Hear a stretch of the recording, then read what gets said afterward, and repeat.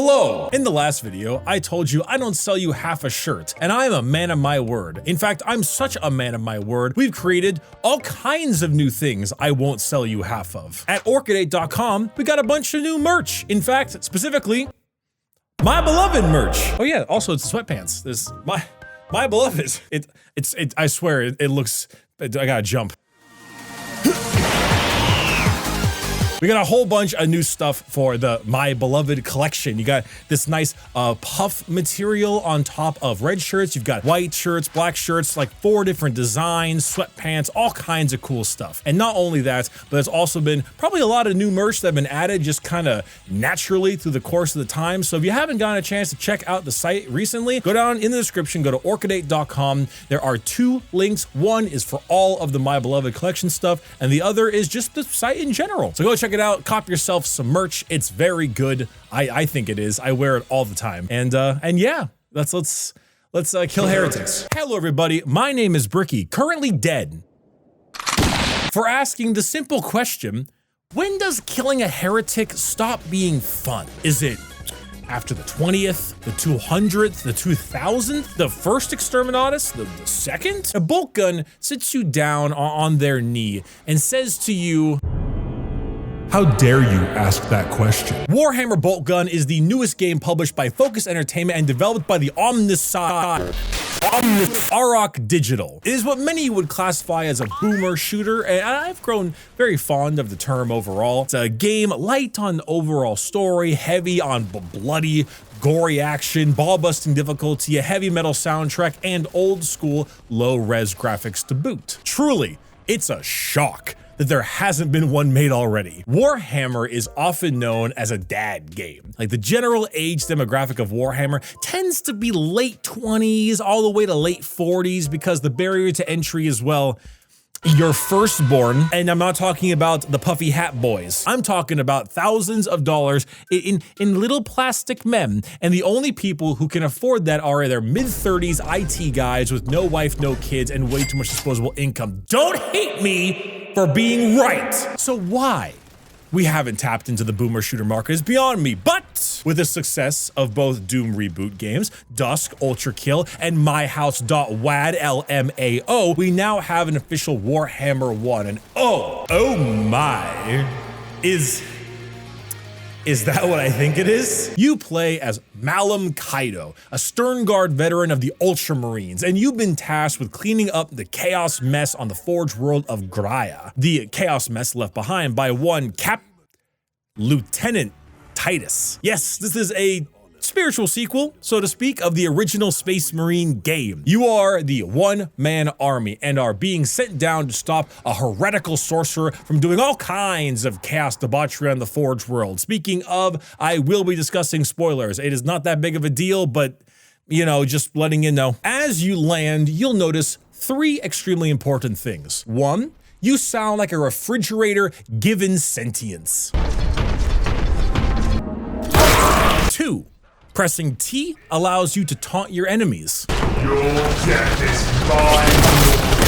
You will die. I am the Emperor's weapon. Die, heretic. The Emperor demands your life. And 3, the idle animation has you pulling out the Codex Astartes to read. So we've got movement from people who understand how a Space Marine works. Check. We've got hundreds of lines of dialogue for taunts. Check. And we have Blueberry Ultramarine Boy Scout Codex Astartes crap.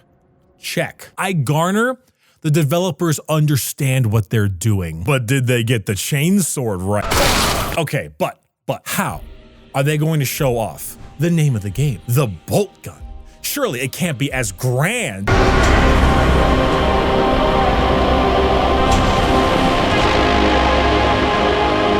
Enacting the Emperor's will is a lovely time in Boltgun. The enemies are relatively similar to those you'd find in a boomer shooter. You have fodder enemies such as cultists, tougher enemies such as pink horrors, plague frogs, and chaos legionaries. Then things can really ramp up with flamers, terminators, the aspiring champion,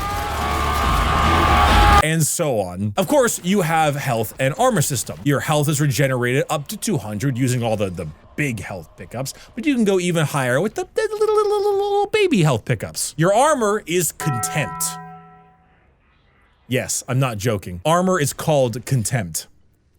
-1 AP. Killing human enemies drops small amounts of health, and banishing demons drops a small amount of contempt. So blending the killing keeps you topped off. As for ammo, well, that depends on which gun you're using. Besides the signature bolt gun, you have other means to deal death to the traitors. There's a charge move that slams through enemies, your chainsword of course, but also a shotgun, plasma gun, heavy bolter, my beloved, vengeance launcher, volkite gun, melta gun, and grav cannon. Each weapon generally falls into some type of archetype that previous boomer shooters have pushed them into. The bolt gun, contrary to popular belief, was not made to kill other space marines. It was made to kill non-compliant humans and aliens during the Great Crusade. Yeah, of course I'm xenophobic. Have you seen these things? My brother in the Imperium, you murdered all the non-scary ones. So, as expected, the bolt gun is your workhorse weapon and is particularly good at killing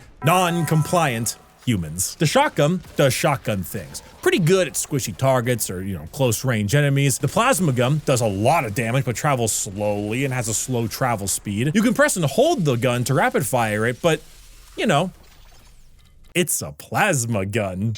The heavy bolter, my beloved, never reloads and will unleash a never-ending stream of murder at whatever you put it at. The vengeance launcher fires Robert Pattinson's Batman at targets that explode on them. The volkite starts off with enemy over there and ends with enemy over there, there, and there. The melta gun is the super shotgun, basically. Very low ammo, very short range, absolutely devastating amounts of damage. And the grav cannon is your BFG. Point it at what you want to die and watch it do the dying. And you are going to need it when some of these enemies find their way towards you. This game goes through 3 total acts. Each location has you reset your weapons back to the bolt gun, but then you get them back relatively quickly by the end of it. For the most part, the level design is pretty good. Secrets are used often enough for them to be exciting and fun, and each secret is genuinely a good time because it's a power-up, meaning not only is it fun to collect them all, but it actually rewards you for doing so, allowing you to purge heretics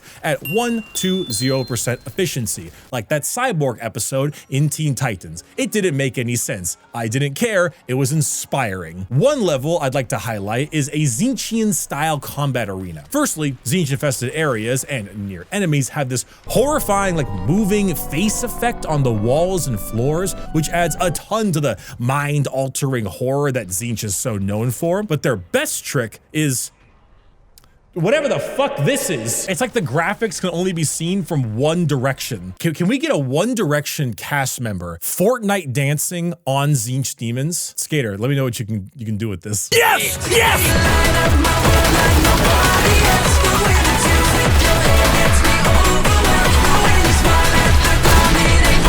But it looks like a glitch was forced into the game. It hurts the eyes a little, and it's very distracting, but that's kind of the point, and it doesn't really last that long, so you don't really need to worry about it too much. You look into the warp for half a second, and you go mad. You look into Zinch's realm of chaos and his impossible crystalline labyrinths, and reality itself becomes hostile. There is even this crazy Zinch labyrinth puzzle that has you completely define the laws of physics, and it's a blast to fight through. A real highlight mission, if I do say so, if you can figure out how to do it, that is. Now, some people will ask me, me, Bricky, my beloved, John Warhammer, whatever the fuck, how lore accurate is Boltgun? How does it feel in established canon? Well, from an art style and enemy design standpoint, it's actually completely on point. So many things have been taken straight from the universe, or even tabletop game mechanics have been added. If you haven't noticed, by your weapon in the bottom right-hand corner, it has a strength characteristic, and enemies have a number next to their name. That is their toughness characteristic. On the tabletop, when you roll to attack people, you roll a dice pitting your strength against their toughness. If they're the same, let's say strength 4, toughness 4, you need a 4 or higher on your die, aka 50% chance, 4, 5, 6. If your strength is higher, say strength 5, toughness 4, then you need a 3 or higher. And if it's double, strength 8, toughness 4, then you need a 2 or higher. And the reverse is the same. If it's lower, you need 5 or higher, and if it's half, you only get 6s. Well, this exact same glossary is in the game's help section. Your guns are pitted against the enemy's toughness, and it fully reflects the gameplay. It is identical to the tabletop game. Hell, even the Terminators get the T5 toughness bump that they're getting in 10th edition. They've already future-proofed the game. So yeah, a bolter at strength 4 will rip cultists apart, but struggle against bigger targets. Plasma gun at strength 7 will take these out rather quickly, though its low fire rate makes it,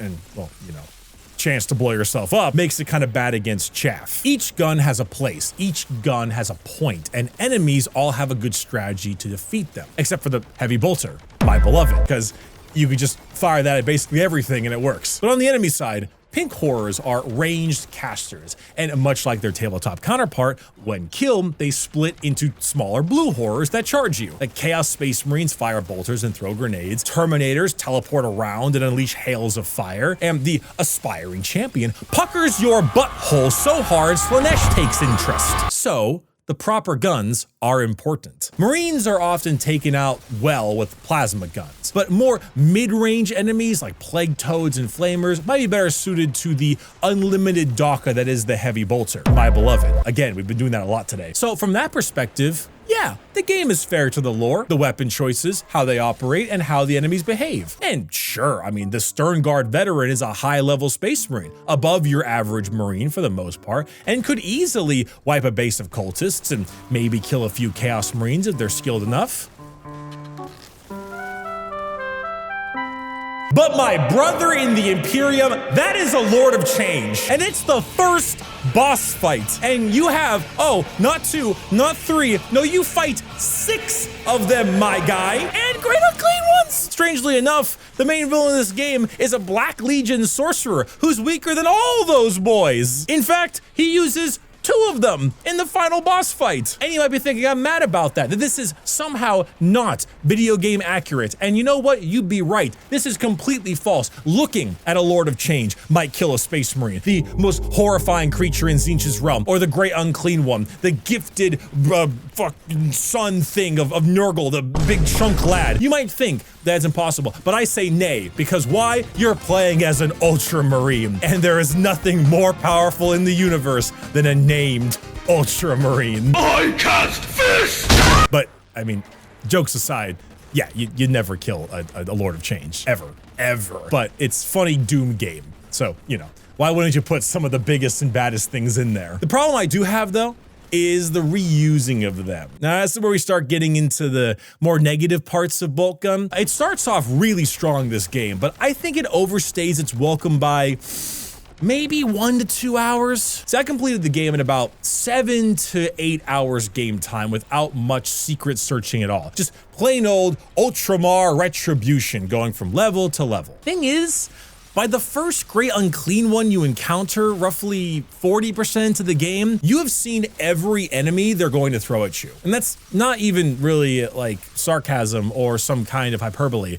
I believe that is 100% true. There are no more new enemies. All it really does is swap them up, change the arena, and have you fight them again. Boltgun also, unlike its modern Doom counterparts, doesn't have any upgrade systems or character progression. It's very old school, where all you have is ammo, health, and, you know, death. Which isn't in its right a bad thing, but each thing individually stacks up to becoming a bit of a problem. Like, no new enemies isn't that big of a deal if the game ended a bit sooner, but it didn't, so some more enemies would be appreciated. Having no progression for your character wouldn't be a problem if the game was shorter, but it's longer, so the progression would have been nice to have. Even if it's just a simple weapon upgrade or character bonus, a little bit would have gone a long way, because not only does the game stop giving you like new enemies, it stops giving you new weapons too. You get every single weapon in the game in the first act, minus the Grav Cannon BFG equivalent. So there isn't any form of unlocks or character upgrades or new enemies for the latter 60% of the game. It makes it so Boltgun overstays its welcome a little bit, much like an aspiring champion you didn't put enough lead into. Resurrection! This is really unfortunate because near the end of the game, your melee and charge move just feel completely useless. Getting into melee range, especially on the hard difficulties, I played it on hard, 1 below Exterminatus mode, and that is, you know, pretty tough in its own right, but manageable. The moment you step into melee range, the moment you run that kind of gamble, you are basically causing insta-death for yourself. You will not be using your chainsword or your charge move at all past Act 1. There are no bonuses for meleeing. It's not like you get ammo like in Doom with the chainsaw. Meleeing is just a different tool, but there's no kind of invulnerability or invincibility or any real reason to use it. So running up and chainsawing something will just get you shot. And at the hard difficulties, getting shot really hurts. It would have been a really fun way to incorporate a bit more of the 40K world into the game. You know, have your character on like a power sword or a big thunder hammer down the line. Even just a flat out melee upgrade, a flat out buff would be enough, like the beam weapons from Metroid Prime 3. You know, some bonuses to the charge move too, maybe a few permanent boosts to weapons just to keep us feeling like we're earning things. It needed a bit more, a few more unlocks, a few more enemies, and then it would have been solid throughout. Oh, and it needs a fucking map. Listen. I had devs from the game watching the stream the entire time. And listen, friends, you were lovely. But let me make it clear that not having a map is stupid. This is Warhammer. Everything is a cathedral or a factory, and often a combination of both. I got lost a lot, and just pressing M for a map would have made a world of difference. Honestly, a Doom style game without a map is just a no-no. I can't think of a single justification for there not being a map minus the weird Zinch Labyrinth level puzzle. And my last and final complaint is the scariest enemy in the entire game is not the aspiring champion. Just kidding, it's the aspiring champion. It's not the Lord of Change, and it's not the Black Legion Sorcerer. It's a goddamn barrel. Notice that I am firing at every single goddamn barrel I see you on. I probably died to a red barrel more than enemies. Sometimes a stray bullet will fly from an enemy and hit the barrel that I didn't notice because it's a barrel in a goddamn factory, and it will do like 200 damage. And I'm not even on the hardest difficulty. And then I know I can't win the encounter for the most part, and a significant portion of my deaths ended up being barrel related. I sincerely think they should have had the damage dealt to the player like reduced by half with the barrel. It's always random, it's always annoying, and it kills the flow of the game as I need to take things slow to look out for red barrels. I fear no man. But that thing, it kills me. Which is why I think the game started off as overwhelmingly positive and is now at very positive. The first act of the game, flawless, genuinely incredible, and a blast to play. Nothing about it felt wrong, and I was singing my prayers to the God Emperor the whole time. But as time has gone on and the issues piled up, I believe the score going to very positive is reflecting that. Now, Warhammer Boltgun is made by a team who really fucking gets Warhammer. They obviously know the lore, they obviously play the tabletop game, and there is no doubt in my mind they were the right team to not only make this game, but also make more Warhammer games in the future. There is a possibility some of my complaints were going to be in the game, more enemies, more upgrades, etc., but time constraints were a problem. They did tease a Khorne-based DLC or sequel or something at the end of the game, and I hope they will make some changes to allow not only that future product to be excellent, but allow for the base game to be improved by it as well, adding a map, some new enemies, upgrades, and so on. Is it worth the money? For $20? Hell yeah. It's quality, fun, and fresh. Like I said in my prior video, my $20 is not the same as your $20, but this game is fully optimized. It's not asking for $70, and it isn't lying to you. You are a Warhammer nerd, you probably have already bought it. But if you aren't and are at minimum into boomer shooters, I'd still grab it. As far as 40K games go, Warhammer Boltgun is a good addition into the retinue. It is a very good game. I would not put it above that, but it is very good. And most importantly, it's very fun. Doesn't quite get to that level of like Mechanicus or Dawn of War and the like, but it is still quite a solid title. And thank you everyone for watching this video. It was a pleasure. It was a really fun time playing Boltgun. I'm very glad that it ended up being at least good. A few problems, yeah, but you know, this is still chalked up as a green check mark, a win. Good job, we done it. And by we, I mean like the Warhammer community have a good game now. The devs did it. Good job on you guys. You still did a good job. Pick up some merch. My beloved, it's great. I love it. I wear it all the time. I promise, genuinely I do. If you're on my streams, you'll see me wear sweatpants all the damn time. It's all my merch. I wish I could transmit how comfortable these sweatpants are into your brain so you know. I'll see you next time for a Moonbreaker video. That's gonna be a big one. Toodaloo. Come on. Obviously, you're a skater.